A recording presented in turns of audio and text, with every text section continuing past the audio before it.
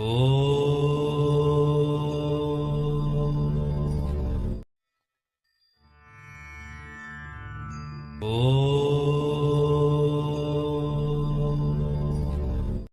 అండి, అందరికీ నమస్కారం. దక్షిణాయనం శరదృతువు, కార్తీక మాసం, శుక్లపక్షం, చతుర్థి, మూలా నక్షత్రం. ముందుగా అందరికీ నాగుల చవితి శుభాకాంక్షలు. కార్తీక మాసంలో చవితి రోజు విశేషంగా నాగదేవతలను ఆరాధిస్తూ ఉంటారు. అయితే ముందుగా ఈరోజు ఉదయాన్నే ముఖ్యంగా రైతులు తమ పొలాల్లో పుట్టను పూజించి వలస ధాన్యాలు కొన్ని, ఎండు కొబ్బరి మరియు బెల్లం తీసుకెళ్ళి ఆ పుట్ట లోపల వేసి పూజించి రావాలి. లేదా నాగశిలలకు 6 ప్రదక్షిణాలు చేయాలి. దీనివలన పరిపూర్ణ పూజ ప్రతిఫలం ప్రాప్తిస్తుంది.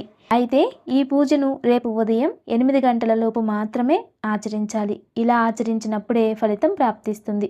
మొదటి యానం దాటిన తర్వాత నాగదేవతలని పూజించినా కూడా ప్రతిఫలం ఉండదు.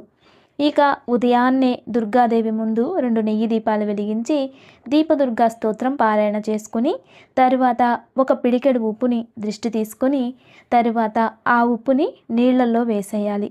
ఇలా చేయడం వలన సకల దృష్టి దోషాలు కూడా దూరమైపోతాయి. ఎవరైతే ఇలా ఉప్పుని చేతిలో పట్టుకొని దీపదుర్గా స్తోత్రం పారాయణ చేసుకుని వారి దృష్టి తీసుకొని తర్వాత ఇంటికి దృష్టి తీసి కుటుంబంలో అందరికీ దృష్టి తీసి ఇంటి బయట ఒక చెంబులో కానీ ఒక గ్లాసులో కానీ నీళ్లు తీసుకొని ఆ నీళ్లలో ఆ ఉప్పును వేసేయాలి.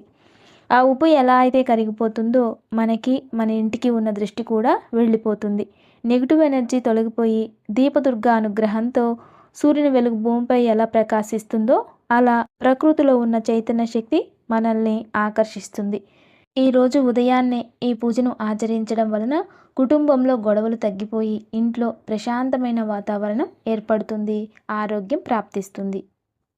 అయితే ఈరోజు నాగుల చవితి కాబట్టి మంత్రబలంలో భాగంగా అందరూ కూడా ఓం ఆదిశేషాయ నమః, ఓం ఆదిశేషాయ నమః, ఓం ఆదిశేషాయ నమః అనే నామాన్ని జపించాలి.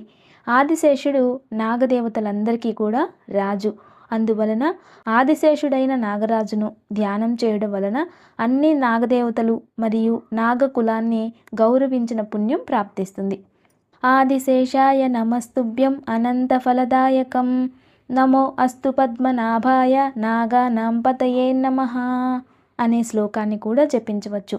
ఈ శ్లోకాన్ని జపించడం వలన మన జన్మజాతకంలో సర్పదోషాలు, నాగదోషాలు దూరమవుతాయి.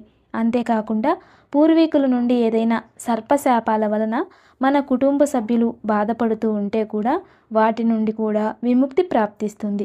నాగదేవతల పరిపూర్ణ అనుగ్రహం కూడా ప్రాప్తిస్తుంది.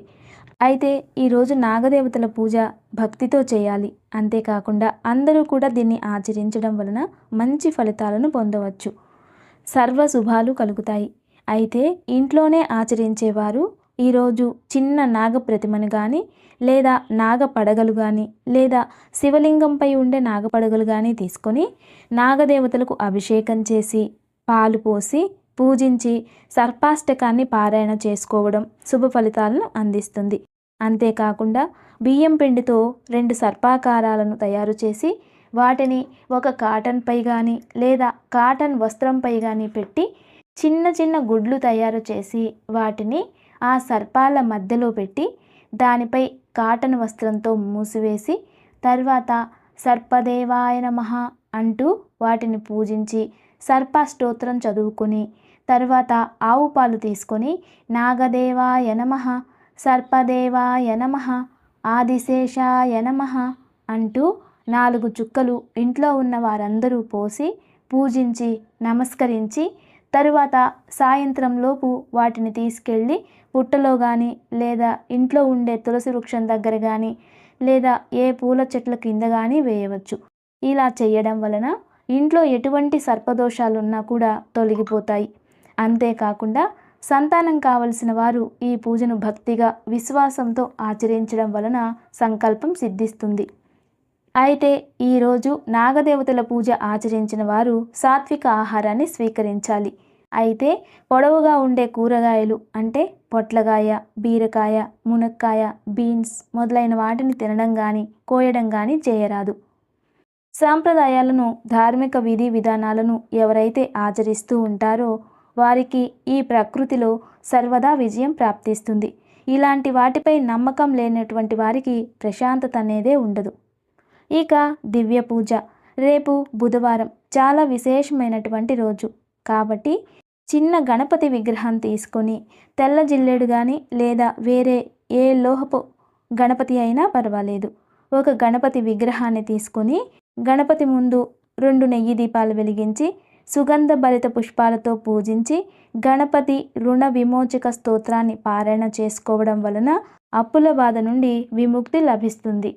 ఇక దివ్యమైన ఆయుక్షేమం అల్లం ఆరోగ్యానికి చాలా మంచిది. దీన్ని పచ్చడిగా తయారు చేస్తారు మరియు అల్లాన్ని చిన్న చిన్న ముక్కలుగా తయారు చేసి వాటిలో ఉప్పుని కలిపి సేవిస్తూ ఉంటారు. ఇది బ్లడ్ను శుద్ధి చేస్తుంది. చాలామందికి ఎలర్జీ వస్తూ ఉంటుంది. అలా ఫుడ్ ఎలర్జీ వచ్చిన వెంటనే కొంచెం అల్లం పచ్చడిని సేవించడం వలన వెంటనే ఉపశమనం లభిస్తుంది. ప్రతిరోజు ఆహార పదార్థాలలో అల్లాన్ని చేర్చడం వలన పైత్యం వలన కంటిరెప్పలు కొట్టుకోవడం, కనుబొమ్మలు అదిరినట్టుగా అనిపించడం జరుగుతూ ఉంటుంది. అలాంటప్పుడు అల్లాన్ని సేవించడం చాలా మంచిది. టమ్మీ ఫ్యాట్ తగ్గడానికి మరియు జీర్ణ వ్యవస్థ సక్రమంగా పనిచేయడానికి, ప్రేగుల్లో ఉన్న ఫ్యాట్ కరగడానికి ఇది చాలా బాగా ఉపయోగపడుతుంది. ఒక గ్లాసు నీళ్లలో అల్లం ముక్కలు వేసి మరిగించి తర్వాత దాన్ని బయటకు తీసి గోరువెచ్చగా అయ్యాక దానిలో కొంచెం నిమ్మరసం, తేనె కలుపుకొని ఉదయాన్నే పరగడుపున సేవిస్తూ ఉంటే పొట్ట తగ్గిపోతుంది, వెయిట్ లాస్ అవుతూ ఉంటారు. కాబట్టి అల్లాన్ని ఉపయోగించడం ఆరోగ్యానికి చాలా మంచిది. ఇక ఆలయ దర్శనం. ఈరోజు నాగుల చవితి. నాగదేవతల అవతారాన్ని స్వీకరించిన సుబ్రహ్మణ్య స్వామి దర్శనం అత్యంత పుణ్య ఫలితాన్ని ఇస్తుంది. సర్పదోషాల నుండి విముక్తి కూడా లభిస్తుంది. సుబ్రహ్మణ్య స్వామి వారు ఆరోగ్య ప్రదాయకుడు. వివాహ సంతాన ప్రయత్నాలలోని కఠినతరమైన విఘ్నాలను సైతం దూరం చేసి భక్తులను సదా కాపాడుతూ ఉంటారు. అలా తమిళనాడు రాష్ట్రంలోని రత్నగిరిలో కొలువై ఉన్నటువంటి మురుగన్ కోవెల విశేషాలు తెలుసుకుందాం. కంచి క్షేత్రం నుండి సుమారు 70 కిలోమీటర్ల దూరంలో సోలైమలై కొండల దిగువన ఈ కోవెల నెలకొని ఉంటుంది. రత్నగిరిపై ఉన్న ఈ కోవెలను మెట్ల మార్గం ద్వారా ఘాట్ రోడ్ ద్వారా చేరుకోవచ్చు. స్థల పురాణం ప్రకారం పూర్వం రత్నగిరి సమీపాన ఒక మహారాజు నివసించేవారు. ఒకసారి మురుగన్ ఆయనకు కలలో సాక్షాత్కరించి తాను రత్నగిరిపై వేంచేసి ఉంటానని, తనకి కోవెలను నిర్మింపచేస్తే భక్తుల కోరికలను నెరవేర్చుతూ అనుగ్రహిస్తానని ఆయన సెలవిచ్చారట. నిద్ర నుండి మేల్కొన్న మహారాజు వెంటనే రత్నగిరి వాసులకు ఈ విషయాన్ని వివరించి ఆలయ నిర్మాణ కార్యకలాపాలను ప్రారంభించారు. ఆలయ నిర్మాణ సమయంలో జరిగినటువంటి అద్భుతాలు ఇప్పటికీ ఆశ్చర్యపరుస్తాయి. స్వామివారు సర్పరూపంలో దర్శన భాగ్యం కల్పిస్తూ అంతర్ధానమయ్యారట. స్వామివారు మహారాజుకు స్వప్నంలో సెలవిచ్చినట్టుగానే రత్నగిరిపై ఆలయ నిర్మాణం పూర్తయినప్పటి నుండి ఇప్పటి వరకు ఆలయ పరిసర ప్రాంతాలన్నీ కూడా సస్యశ్యామలంగా అలరారుతూ ఉన్నాయి. వల్లీ దేవసేన సమేత సుబ్రహ్మణ్య స్వామివారు గర్భాలయంలో దర్శనమిస్తూ ఉంటారు. ప్రతి నిత్యం సాయంత్రం 5 గంటలకు స్వామివారికి జరిగేటటువంటి అభిషేకాన్ని తిలకిస్తే జన్మజన్మల పాపాలు నశిస్తాయని, సత్సంతాన ప్రాప్తి కలుగుతుందనేది భక్తుల నమ్మకం. స్వామివారి దర్శనానంతరం భక్తులు బాల్యం నుండే అక్కడ స్వామివారి సేవలో తరిస్తూ ఉన్నటువంటి స్వామీజీ ఆశీస్సులు కూడా పొందుతారు. విద్య, ఉద్యోగం, వ్యాపార అభివృద్ధి, సత్సంతానం, ఆయురారోగ్యాలను ప్రసాదించే మురుగన్ స్వామివారిని అందరూ దర్శించుకుని తరించాలని కోరుకుందాం. ఇక దివ్యమైన యోగక్షేమం. అత్తాకోడళ్ల మధ్య మనస్పర్ధలు తొలగిపోయేందుకు ఈరోజు సాయంత్రం ఒక పసుపు పచ్చని వస్త్రంలో బెల్లం, పసుపు కొమ్మును కట్టి ఇంటి దైవం ముందు ఉంచి పూజించాలి. పూజానంతరం వస్త్రం ముడిని విప్పేసి బెల్లాన్ని ఇంటి బయట ఎక్కడికైనా వేసి పసుపు కొమ్మును నిద్రించే సమయంలో దిండు కింద ఉంచాలి.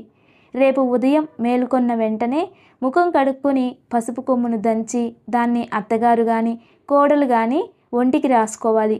ఇంటి దైవం ముందు నెయ్యితో దీపాన్ని వెలిగించి బెల్లాన్ని పశుపక్షాదులకు ఆహారంగా అందించడం కానీ పారే నీటిలో వేయడం కానీ చేయాలి. నమస్తే. Thanks for watching.